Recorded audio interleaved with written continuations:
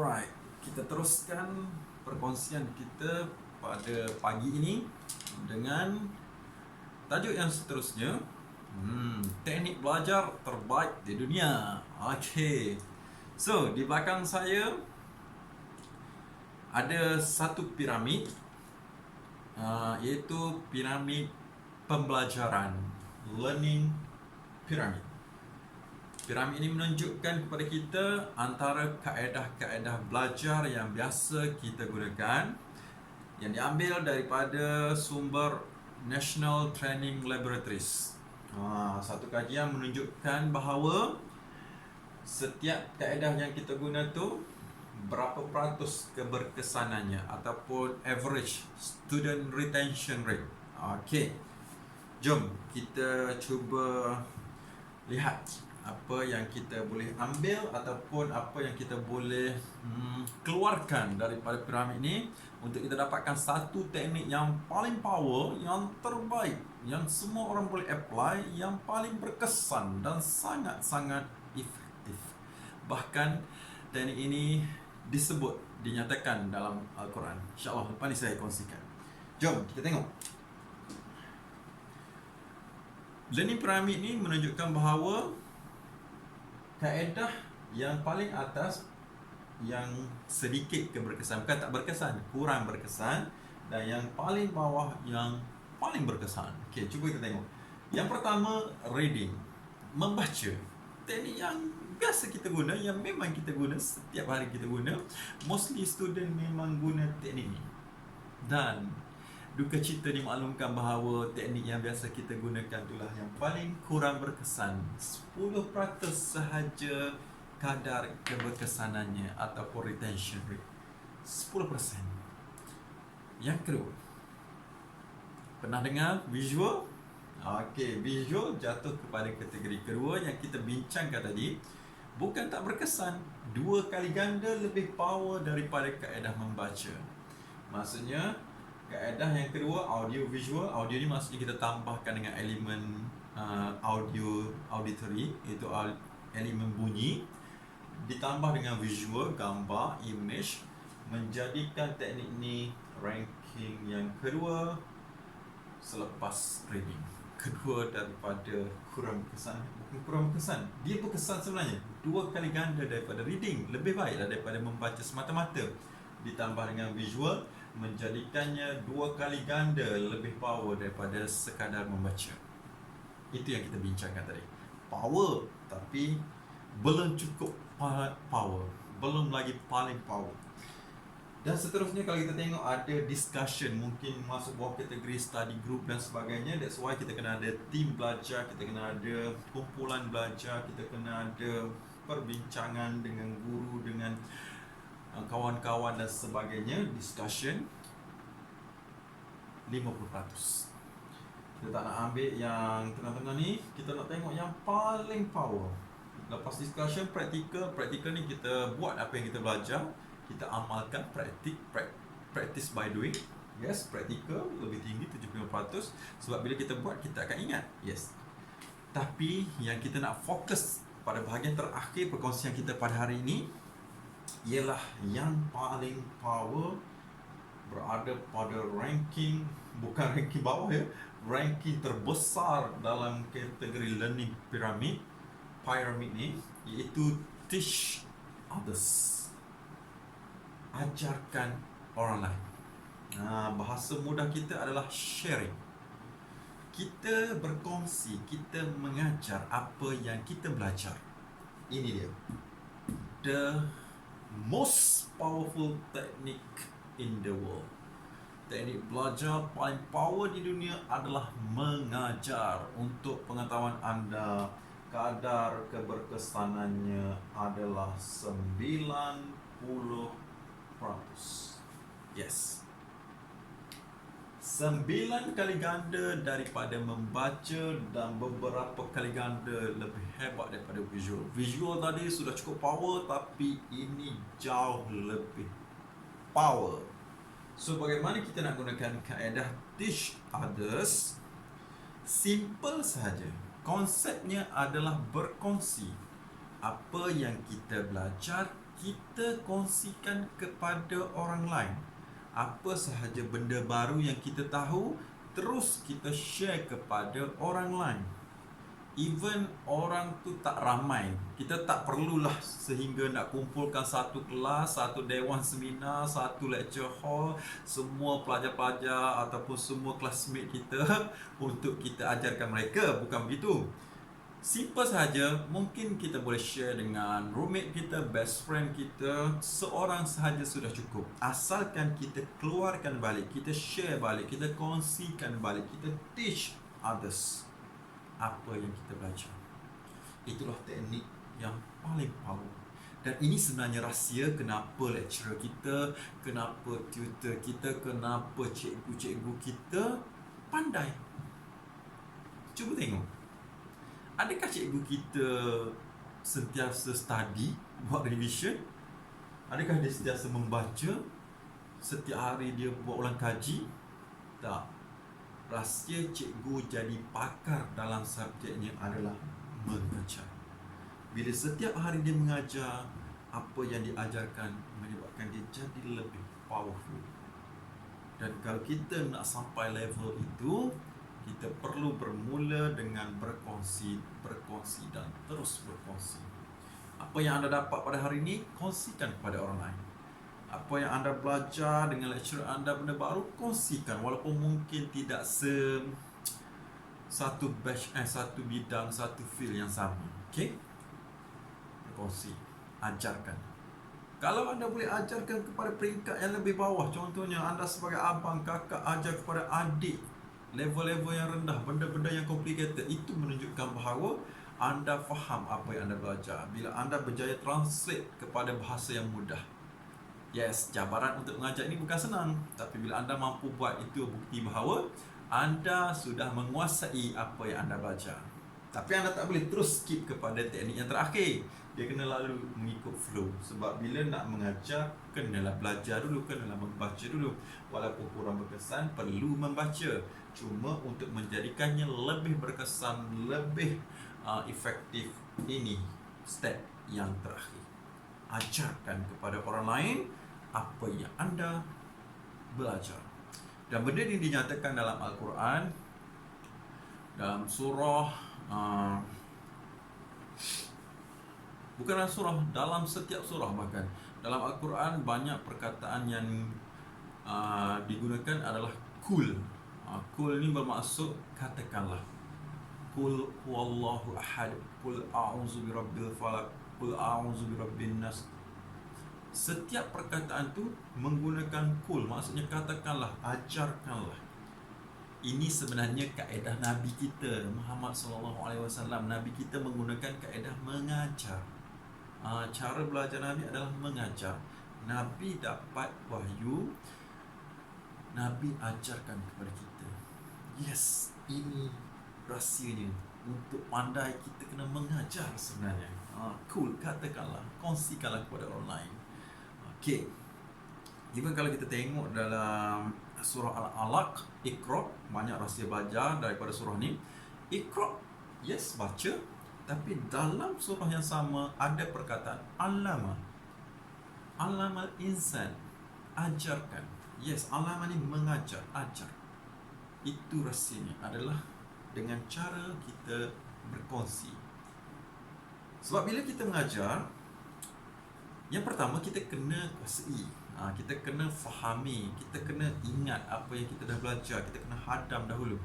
Dan bila kita nak keluarkan output untuk mengajar, dia melalui satu proses yang menjadikan fakta maklumat itu lekat dalam otak kita. Sebab kita terima input, kita keluarkan input melalui mata, telinga, masuk, mendengar, melihat, kita keluarkan melalui tutur kata.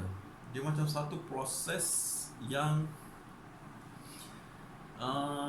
melengkapkan circle kita belajar.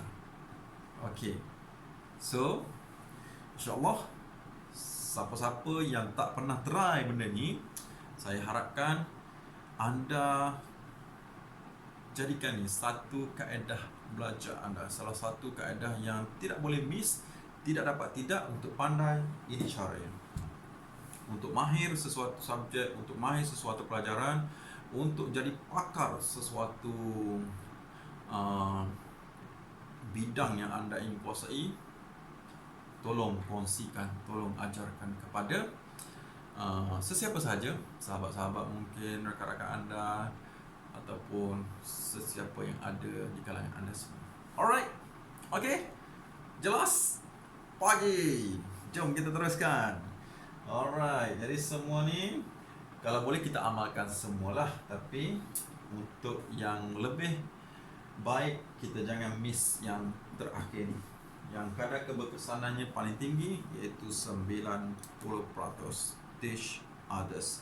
Ingat, more you give, more you get. Lebih banyak kita beri, lebih banyak kita dapat. Rupanya apa yang kita ajarkan tu bukan saja kita bagi kepada orang lain, bahkan melalui proses mengajar itu yang kita dapat lagi, lebih lagi. Kadang-kadang masa kita mengajar tu, kita boleh tahu mana kelemahan kita, mana yang perlu kita perbaiki. Sebab yes, saya berpengalaman pernah mengajar sebagai guru, sebagai lecturer. Jadi dalam proses mengajar tu, kita boleh improve diri kita. Kita boleh menjadikan diri kita lebih baik bila kita mengajar. Alright? So, please make sure semua yang ada pada hari ini, Cik Tuan dan Cik Puan semua masukkan dalam kaedah belajar. Okay. Jom kita pergi kepada teknik-teknik terakhir sebagai tambahan, okay, bonus extra yang mana mungkin boleh improve sedikit sebanyak lagi teknik belajar anda ataupun keberkesanan proses belajar anda. Anda boleh menggunakan kaedah teknik yang diberi namakan sebagai study berfokus. Untuk yang susah nak fokus tadi, yang baca tak boleh nak fokus, study tak boleh nak fokus, okay.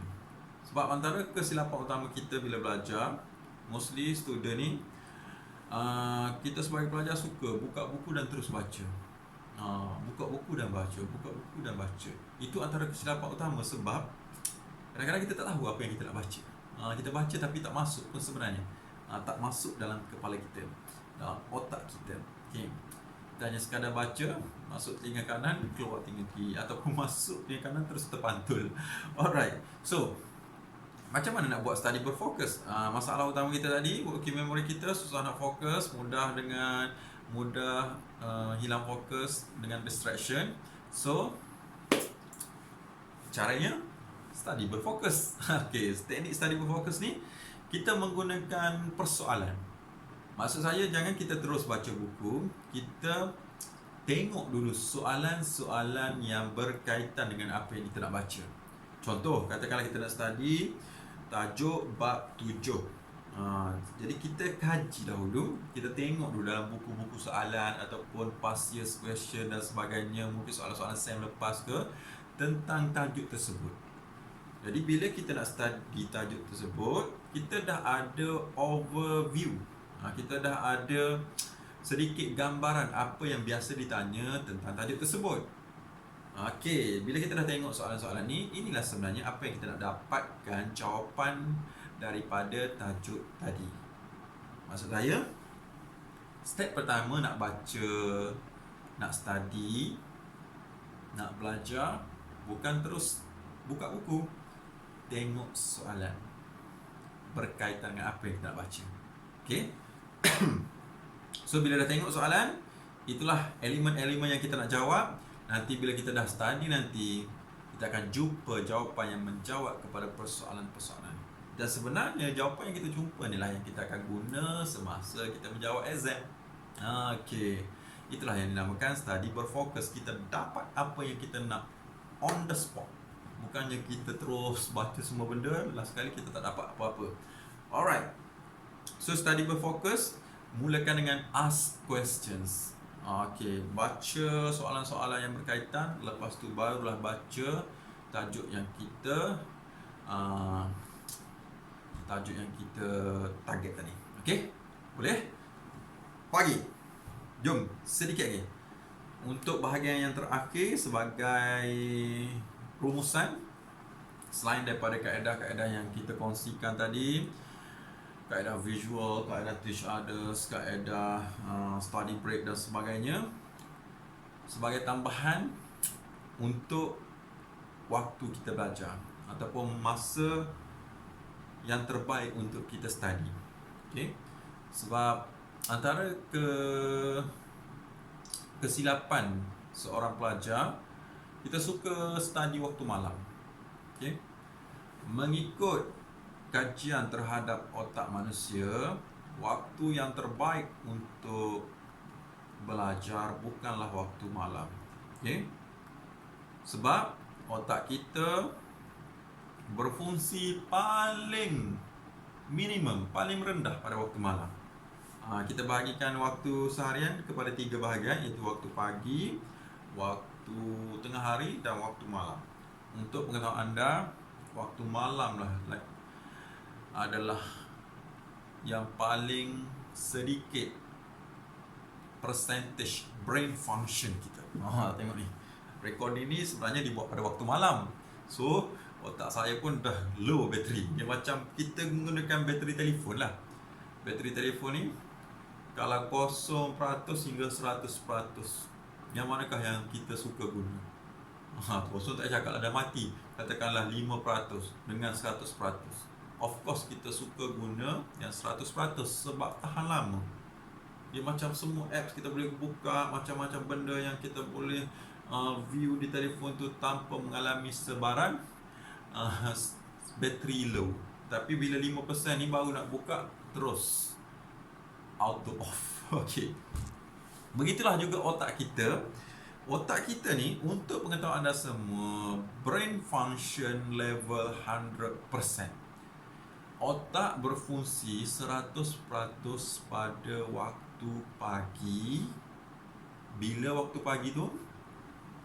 Pukul 4 hingga 6 pagi. Okay, so otak kita ni sebenarnya dia 100% bateri full pada pukul 4 hingga 6 pagi, 2 jam sebelum subuh lebih kurang. Maksudnya waktu tu kalau kita gunakan untuk belajar, seolah-olah apa yang kita belajar terus disrupt masuk ke dalam otak. Sangat-sangat berkesan waktu ni. 100%. Ibarat bateri full.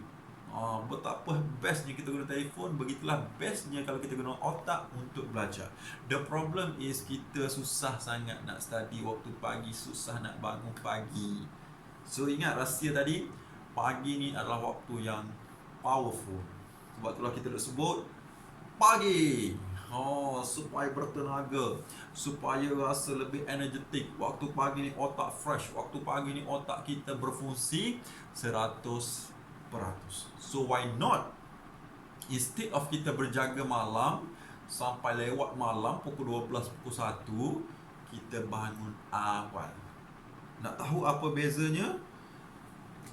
Waktu malam hanyalah antara 20% sahaja, lebih kurang sekitar 20% sahaja brain function level.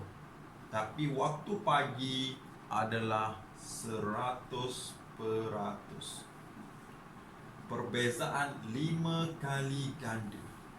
Maksud saya, kalau anda nak tahu lebih jelas benda ni, kalau anda belajar malam 5 jam, contohnya pukul 8 sehingga pukul 1, 5 jam samalah dengan 1 jam waktu pagi antara pukul 4 hingga 6.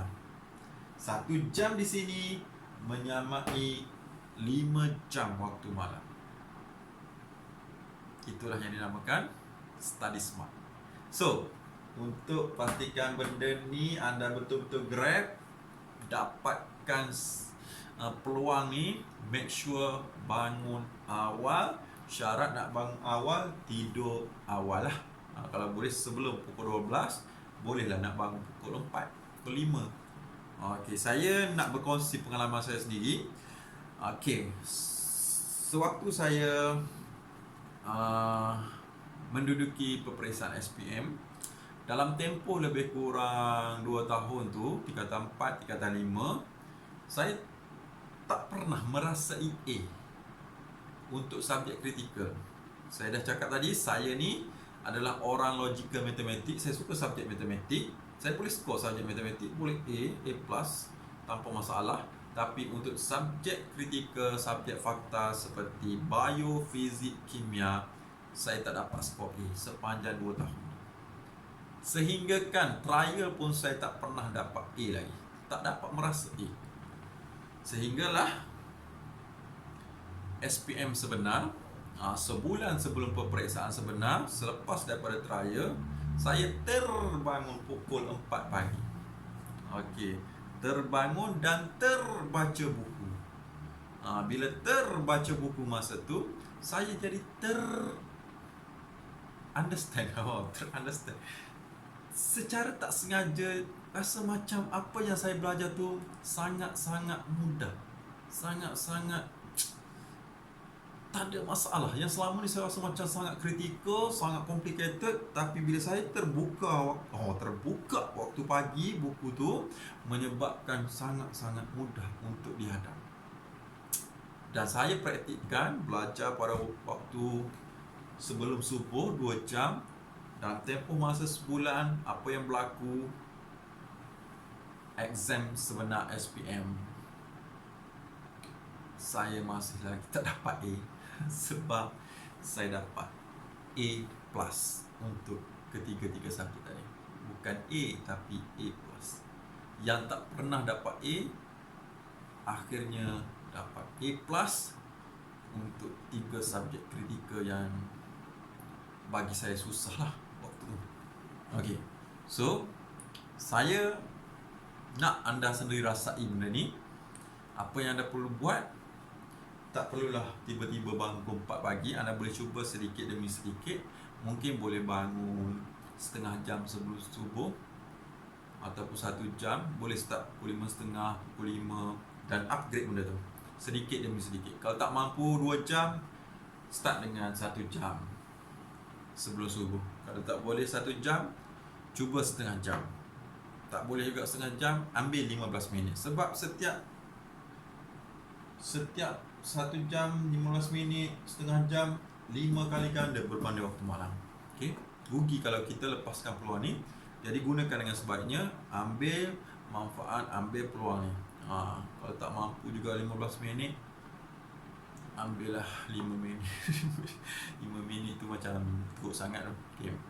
So, bila dah bangun waktu pagi tu pukul 4, pukul 5, kalau nak lebih afdal, bangun, ambil wuduk dahulu, lepas tu solat tahajud, solat hajat, dan start belajar. InsyaAllah lebih berkesan, lebih berkat ilmu yang kita belajar. So, itu sebagai bonus tambahan. Waktu mana yang terbaik untuk kita belajar. Nasihat saya, kurangkan study waktu malam dan lebihkan waktu pagi. Jangan pula kurangkan waktu malam, waktu pagi pun tak study. Kurangkan malam untuk kita bangun awal pagi. Okay? Alright. Rasanya itu sahaja perkongsian saya pada kali ini. InsyaAllah kalau ada rezeki kita jumpa lagi di lain platform. So sekali lagi saya mohon maaf sebab terpaksa buat perkongsian ni dalam bentuk recording. Ada masalah teknikal untuk live streaming. Tak ada masalah, yang penting anda dah dapat input yang saya kongsikan. Tinggal lagi untuk praktikkan benda ni. So jangan sekadar hanya mendengar sahaja, tapi tolong praktis, tolong buat. Sebab motivasi ni adalah bermula dengan motif, apa yang kita nak, apa yang kita belajar, dengan action, disusuli dengan action. Jadilah motive and action motivation. Okay. So slot kita pada hari ini akan berakhir. Jadi saya ingin memohon maaf jika ada yang